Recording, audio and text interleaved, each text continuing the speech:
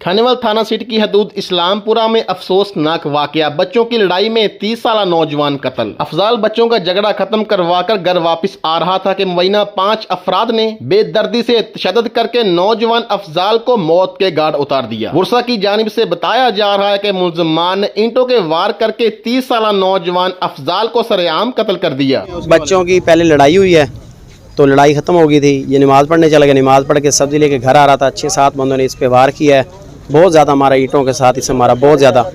तो पहले भी वो लड़ाइयाँ करते थे। इससे 12-13 घर हैं उनके हैं उधर गली में, तो इसे मौके पे दम तोड़ गया ये लड़का। इतला मिलते ही थाना सिटी पुलिस मौका पर पहुंच गई। नाश को पोस्टमार्टम के लिए डिस्ट्रिक्ट हेडक्वार्टर अस्पताल मुंतकिल किया गया। वालिद गुलाम हुसैन की मदयत में थाना सिटी पुलिस की जानिब से बजुर्म 302, 148, 149 के तहत दफात शामिल करते हुए मुकदमा दर्ज किया गया।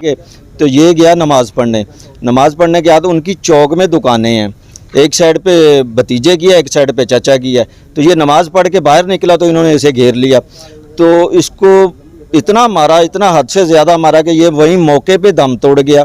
डिस्ट्रिक्ट पुलिस ऑफिसर का कहना है कि मुलजम चाहे कितना ही शातिर क्यों ना हो, पुलिस की गिरफ्त से नहीं बच सकता। थाना सिटी पुलिस की जानिब से 3 मुलजमान को गिरफ्तार कर लिया गया है। मजीद मुलजमान को गिरफ्तार करने के लिए छापे मारे जा रहे हैं। मुलजमान में मोहम्मद अकरम, अनवर उर्फ कोडू, अख्तर आबद और राशिद शामिल हैं। गुरसा ने DPO खानेवाल, RPO मुल्तान, वज़ीर आला पंजाब से मुतालबा किया है कि मुलजमान को कैफे किरदार तक पहुँचाया जाए।